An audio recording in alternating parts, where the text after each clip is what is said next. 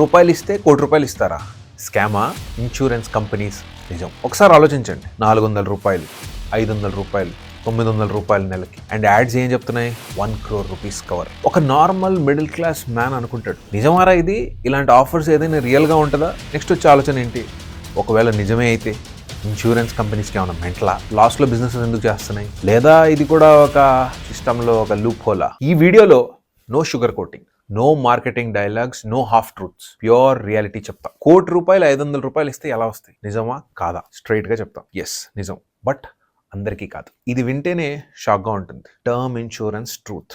ఒక యంగ్ కుర్రాడు అనుకోండి, హెల్తీగా ఉన్నాడు, నాన్ స్మోకర్, వయసు 18 నుంచి 25 లేదా 30 సంవత్సరాల వరకు ఉన్నాడు. 1 crore రూపీస్ టర్మ్ ఇన్సూరెన్స్ తనకైతే వర్కౌట్ అవుతుంది. 400 to 600 rupees premium per month తన దగ్గర నుంచి తీసుకుంటాడు. ఏజ్ పెరిగే కొద్దీ 35 సంవత్సరాలు వచ్చిందనుకోండి, 600, 900, 1000, 1200, 35 నుంచి 40 సంవత్సరాలకు వచ్చింది 1500, 2000. స్మోకర్ అయితే డైరెక్ట్గా 40 నుంచి 70% ప్రీమియం పెరుగుతుంది. ఒక్కసారి ప్రీమియం ఫిక్స్ అయిందనుకో, లైఫ్ లాంగ్ సేమే ఉంటుంది.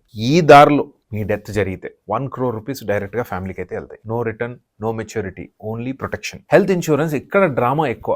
యాడ్స్లో చెప్పేది రూపాయల health insurance just 700 rupees per month. ఇక్కడ ఒక పాస్ కొట్టాలి. ఇది half truth, the dangerous half truth. Reality నేను చెప్తా. యంగ్ హెల్దీ పర్సన్ అనుకో, 50 లక్షలు కవర్ అంటే 700 to 1000. 1 crore cover 900 to 1500 rupees per person. దీంట్లో డిడక్టబుల్స్ ఉంటాయి, కోపే ఉంటుంది, సబ్ లిమిట్స్ ఉంటాయి.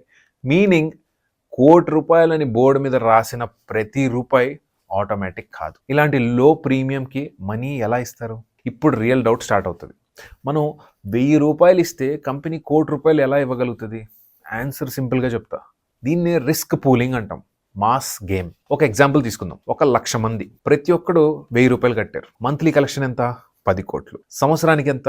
120 కోట్లు. అందరికీ యాక్సిడెంట్ జరగవు, అందరికీ క్యాన్సర్ రాదు, అందరికీ డెత్ రాదు. ఆ సంవత్సరంలో సపోజ్ 100 మంది క్లెయిమ్ వచ్చింది, 1 crore రూపీస్ ఒక్కొక్కరికి వెళ్ళింది. టోటల్ పేఅవుట్ ఎంత? 100 కోట్లు. ఇంకా ఎంత మిగిలింది?